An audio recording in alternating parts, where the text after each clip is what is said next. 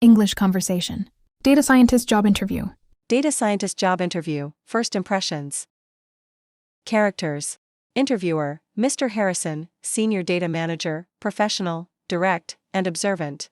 Candidate, Elena, data scientist candidate, confident, analytical, and articulate. Good morning. You must be Elena. Please, come in and have a seat. Good morning, Mr. Harrison. Thank you for having me. It's a pleasure to be here. The pleasure is mine. Did you have any trouble finding our office? Not at all. The directions provided by your coordinator were very clear. Great. Well, I've been looking over your resume, and it's quite impressive. I appreciate that. I've put a lot of work into building a diverse skill set. It shows. To get us started, why don't you tell me a bit about your professional journey? Certainly. I started my career in traditional statistics, but I quickly realized my passion lay in predictive modeling. What sparked that transition for you? I was fascinated by how raw data could be transformed into actionable insights that actually move the needle for a business. That's a great way to put it. You spent 3 years at your last firm, correct? Yes, that's right. I served as a junior data scientist there. What was your primary focus during that time? I spent a lot of time building churn prediction models and optimizing our customer segmentation. Interesting. What would you say was your biggest win in that role? I developed an automated pipeline that reduced data processing time by 40%. A 40% reduction is significant. How did that impact the team? It allowed our analysts to focus on strategy rather than just cleaning data. That sounds like a very data scientist approach to a problem. I believe efficiency is just as important as accuracy. I couldn't agree more. Now, why our company specifically? I've been following your recent moves in the logistics sector, especially your push toward AI-driven routing. We are definitely making a big bet on that technology right now. It's a massive challenge, and I want to be part of the team that solves it. What specific value do you think you can bring to our current team? Beyond my technical skills in Python and SQL, I bring a very disciplined approach to experimental design. Tell me more about that. I don't just run models, I make sure we are asking the right questions before we even start. That's a common pitfall in this industry, jumping into the code too fast. Exactly. If the foundation isn't solid, the results won't be reliable. You also mentioned experience with social media strategy in your bio.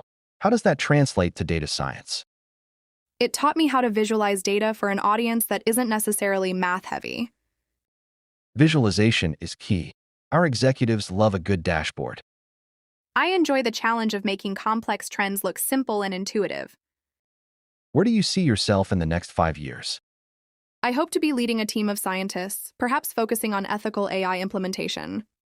Ethical AI is becoming a major talking point for us. It's vital. We have to ensure our algorithms are fair and transparent. I like your perspective. You seem very grounded. Thank you. I try to balance technical rigor with practical business needs. What's one thing about your background that isn't on your resume? I actually enjoy teaching. I've mentored several interns on how to use version control systems. That's a huge plus. We value mentorship here at the studio. I find that teaching a concept helps me understand it even more deeply. Very true. Now, what are you looking for in terms of company culture? A place that encourages curiosity and doesn't punish smart failures. We definitely encourage experimentation here. That's exactly the kind of environment where I thrive.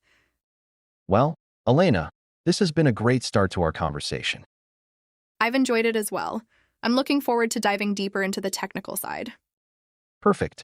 Let's move on to some specific projects you've worked on. I'm ready when you are. Data scientist job interview, technical deep dive. Characters. Interviewer, Mr. Harrison, senior data manager, professional, direct, and observant. Candidate, Elena, data scientist candidate, confident, analytical, and articulate. All right, Elena, let's get into the weeds. I'd like to discuss a specific project from your portfolio. I'd be happy to. Which one would you like to focus on? Let's talk about the customer churn model you mentioned earlier. What was the specific objective? The goal was to identify at-risk subscribers 3 months before their contract expiration. 3 months is a solid window for intervention. What kind of data were you working with? It was a mix of structured transactional data, customer service logs, and behavioral clickstream data. That sounds like a lot of noisy features. How did you handle the data cleaning process? I spent a significant amount of time on feature engineering, specifically handling missing values through iterative imputer techniques. Did you encounter any significant outliers in the transaction data? Yes, particularly during holiday seasons. I used a robust scaling method to ensure they didn't skew the model. Smart. Now, tell me about your model selection. Why did you choose your specific algorithm? I initially benchmarked a logistic regression, but the relationships were nonlinear. So, where did you go from there? I moved to an XGBoost framework because of its ability to handle complex interactions and its built-in regularization. Did you consider using a random forest instead? I did, but XGBoost gave me a better AUC-ROC score during cross-validation. How did you tune your hyperparameters? I utilized a Bayesian optimization approach rather than a standard grid search to save on computation time. I appreciate that efficiency. How did you address class imbalance? Since churners were the minority, I applied SMOTE to oversample the minority class in the training set. Did you validate that on a separate holdout set? Absolutely. I kept a strict 20% test set that the model never saw during training. What were the primary features that the model identified as high importance? The frequency of app logins and the days since last contact were the strongest predictors. That makes sense. Were there any surprising correlations? Interestingly, customers who interacted with our educational blog were 15% less likely to churn. That's a great insight for the marketing team. Exactly. It shifted how we viewed content as a retention tool, not just an acquisition tool. How did you deploy this model? Was it a batch process or real-time? It started as a weekly batch job, but we eventually moved it to a real-time API using Flask and Docker. Did you run into any latency issues with the real-time API? Initially, yes. We had to optimize the feature retrieval from our SQL database to under 200 milliseconds. That's a tight window for a complex model. It was. We implemented a caching layer for the most frequent queries to speed things up. How did you monitor the model for data drift after deployment? I set up automated alerts to track the distribution of input features every month. And what was the protocol if the model performance dropped? We had a retraining pipeline ready to go if the F1 score dipped below a certain threshold. It sounds like you built a very resilient system. I believe a model is only as good as its maintenance plan. Let's pivot slightly. How do you handle a situation where your results contradict a stakeholder's gut feeling? I lead with the data, but I also try to understand the context of their intuition. Could you give me an example? Once, a manager thought a price hike wouldn't affect churn. My model showed a high sensitivity in the Midwest region. How did you present that? I used SHAP values to visually demonstrate how price was the deciding factor for those specific users. SHAP values are excellent for interpretability. Did they buy into it? They did. We ended up running an A/B test that confirmed the model's findings. It's always satisfying when the test validates the science. It really is. It builds trust in the data department. Well, your technical depth is quite impressive, Elena. Thank you. I enjoy solving the technical puzzles that come with big data.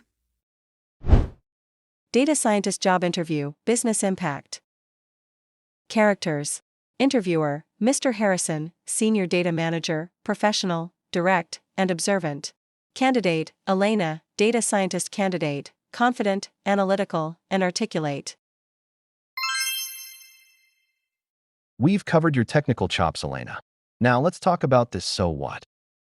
You mean how the data actually translates into business value? Exactly. Many brilliant scientists struggle to explain their work to our board of directors. I understand. If the stakeholders don't trust the model, it never gets implemented. Precisely.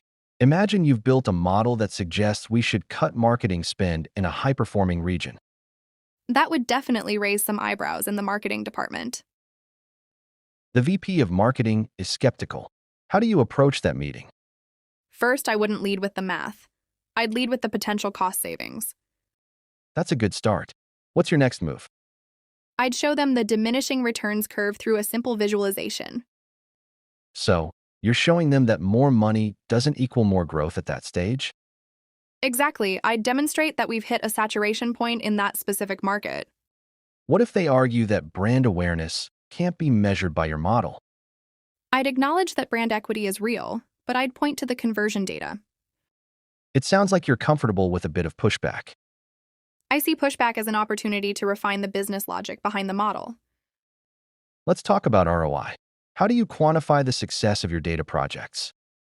I look at three things: cost reduction, revenue lift, and time saved. Which one do you think is most important for a company like ours? Since you are scaling fast, revenue lift and customer retention are likely your top priorities. Correct. How would you explain model accuracy to a CEO who just wants to know, will it work? I'd avoid saying 90% precision. Instead, I'd say, out of 100 at-risk customers, we can now save 90 of them. That is a much more digestible way to frame it. CEOs think in terms of outcomes, not distributions. In your previous job, did you ever have to shut down a project because the data didn't support the business goal? Yes, actually. We were trying to predict shoe sizes based on purchase history. That sounds ambitious. What happened? The variance was too high. I told the stakeholders that a manual size guide was more cost-effective than a faulty AI. Was it hard to tell them that their AI dream wasn't feasible? A little, but saving the company 6 months of wasted development time was the right call. Honesty is a trait we value highly here. I believe a data scientist should be a truth teller, even when the truth is boring. How do you handle scope creep when a manager keeps asking for more features? I use a phase approach. I tell them, that's a great idea for phase 2, but let's get the MVP live first. That keeps the momentum going. Exactly. Perfect is the enemy of the good and deployed. Have you ever presented your findings in a town hall or a large meeting? Yes, I've presented quarterly data insights to a group of about 50 people. How do you keep an audience like that engaged? I use storytelling. I start with a problem a real customer faced and show how the data solved it. People do love a good story. It makes the numbers feel human. How do you ensure your data reports are actually being used? I track the view rate on our internal dashboards and ask for feedback every 2 weeks. If a dashboard isn't being viewed, what do you do? I interview the users. Often the dashboard is too cluttered or doesn't answer their primary question. So you apply user experience principles to your data delivery? Absolutely. A report is a product, and the managers are my customers. I love that mindset. It's very product-led. At the end of the day, my job is to make their decision-making easier. Well, you've certainly made my decision-making interesting today. I'm glad to hear that. Data is only powerful if it leads to action. Data scientist job interview, cultural fit and team collaboration. Characters. Interviewer, Mr. Harrison, senior data manager, professional, direct, and observant. Candidate, Elena, data scientist candidate, confident, analytical, and articulate. We've covered your technical brilliance, but I want to pivot to how you actually work with people in a fast-paced environment. I'm glad we're discussing this, as I believe even the best model is useless if the team isn't aligned on the execution. Very true. We operate on a strict agile framework here. So how do you typically handle shifting priorities during a 2-week sprint? I try to remain as adaptable as possible, though I make it a point to document how sudden changes in scope might impact our final delivery deadlines. Documentation is often the first thing people drop when they're stressed. Why do you prioritize it? Without clear documentation, you end up with technical debt that eventually slows the entire team down more than the original pivot ever did. That's a very mature perspective. Tell me about a time you had a serious technical disagreement with a teammate. Back at my previous firm, a senior engineer insisted on using a specific library that I knew had significant security vulnerabilities for our cloud environment. That sounds like a high-stakes situation. How did you handle that without damaging the professional relationship? Instead of calling him out in the general Slack channel, I scheduled a brief private meeting to walk through the vulnerability reports I had found. And was he receptive to that one-on-one approach? He was actually very grateful once he saw the data, and we ended up collaborating on a safer alternative that satisfied both our requirements.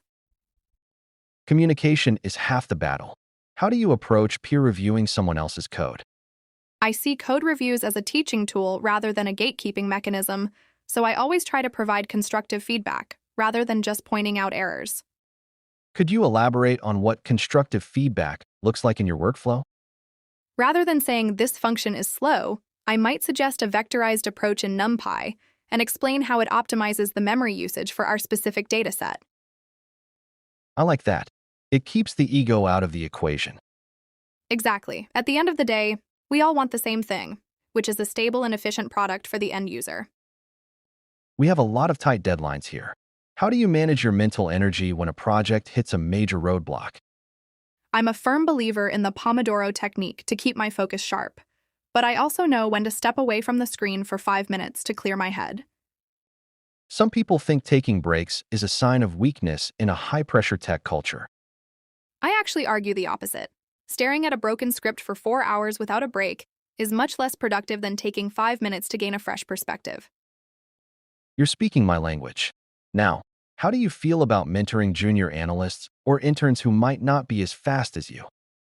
I find mentorship incredibly rewarding because it forces me to articulate my own knowledge in a way that is simple, clear, and easy to digest for others.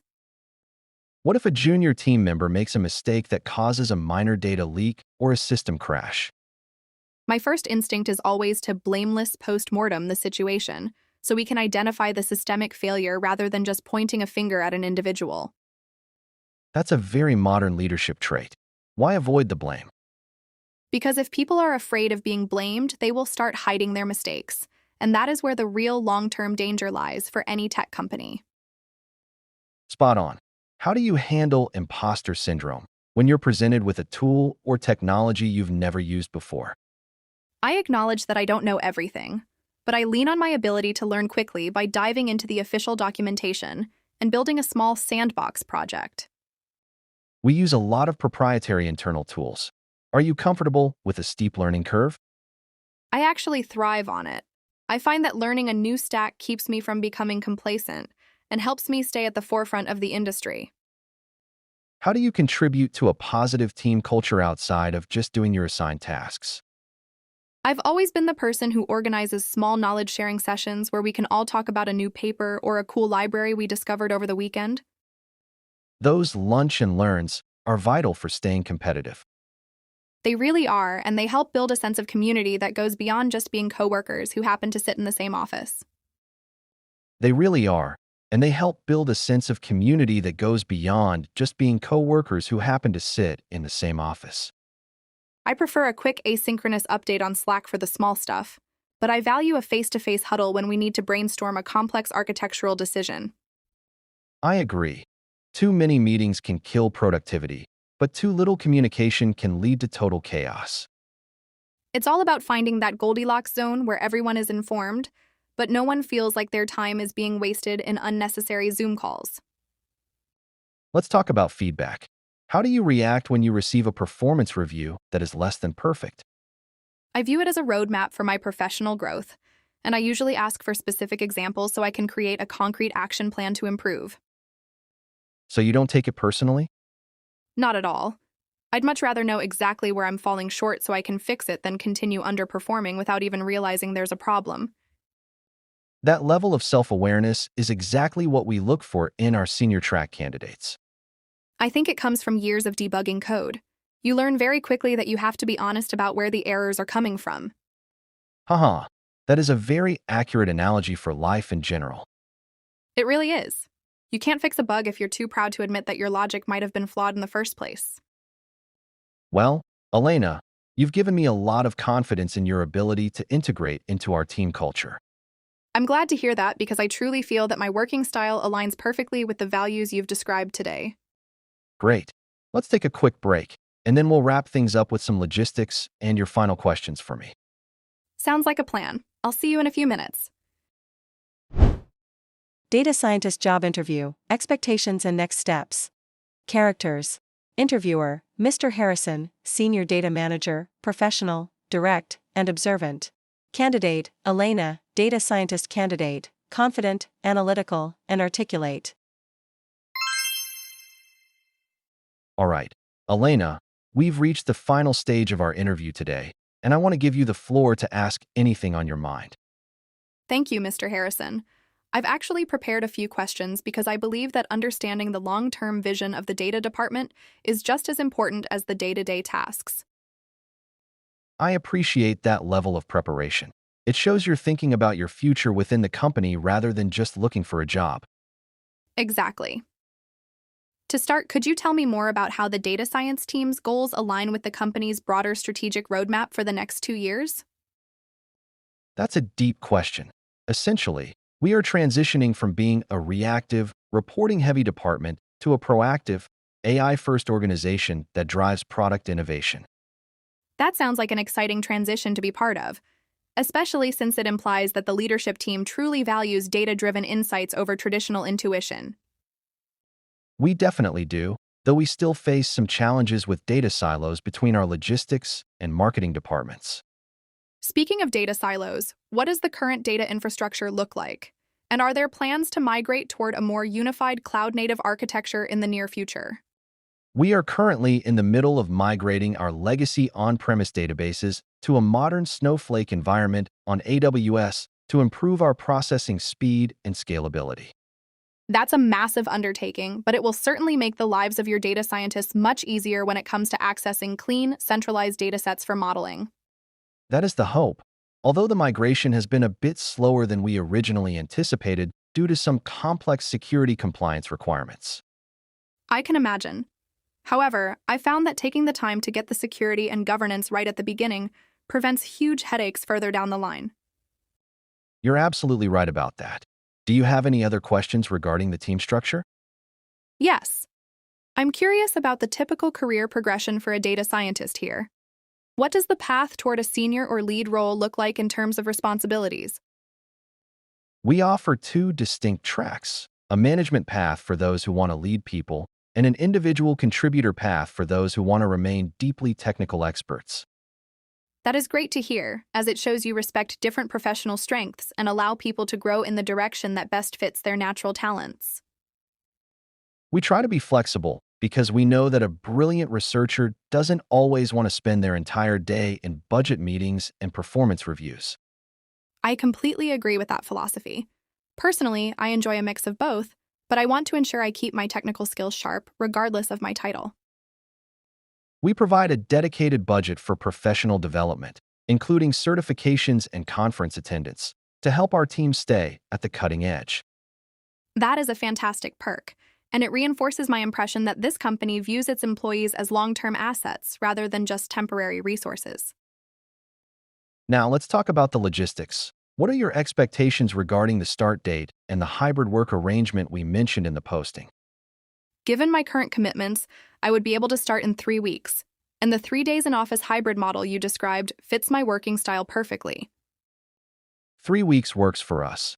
It gives our HR department enough time to finalize the background checks and set up your hardware and software access. That sounds perfect.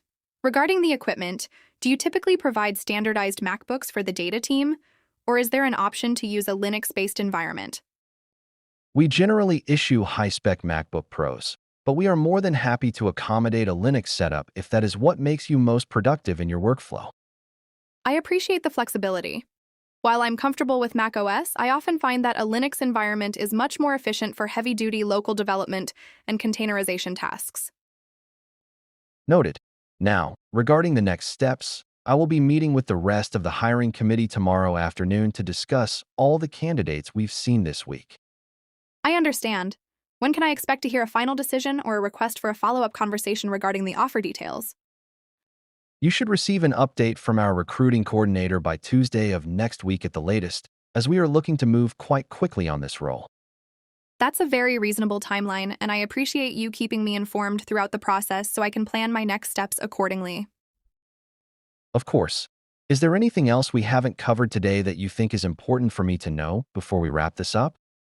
I just want to reiterate how much I enjoyed our conversation and how confident I am that my background in predictive modeling and my collaborative mindset would be a great fit.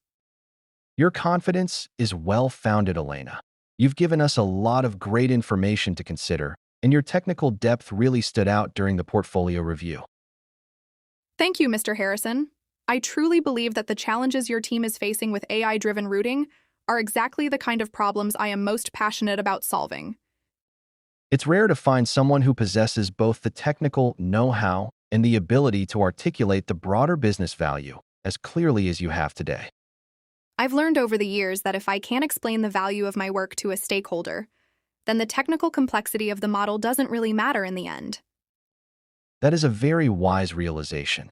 It's a lesson that many data scientists unfortunately take a very long time to learn in their professional careers. Well, I've had some great mentors who hammered that point home early on, and it has served me incredibly well in every project I've managed so far. It certainly shows in the way you carry yourself and the way you approach these complex interview questions with such poise and clarity. I'm very grateful for the opportunity to demonstrate my skills, and regardless of the outcome, I've found this to be a very insightful and rewarding interview process. I'm glad to hear that. We strive to make the candidate experience as transparent and respectful as possible, even in such a competitive hiring market. It definitely feels that way, and it makes me even more enthusiastic about the possibility of joining your team and contributing to your future success. Well, on that note, I think we are all set for today. I'll walk you to the elevator and make sure you have the contact info for our recruiter. That would be great. Thank you. I'll be sure to send a follow-up thank you note to the entire panel later this afternoon to express my appreciation. That's always a nice touch. We appreciate the professional courtesy, and it definitely keeps you top of mind as we make our final deliberations. It's the least I can do given the time and effort your team has put into evaluating my application and hosting me for these interviews today. Here we are. It was a pleasure meeting you, Elena, and I wish you the best of luck with the rest of your week. The pleasure was all mine, Mr. Harrison. Have a wonderful afternoon, and I look forward to hearing from your team very soon. You too. Take care, and we will be in touch shortly via email or phone. Sounds good. Goodbye. Goodbye, Elena. What a great experience.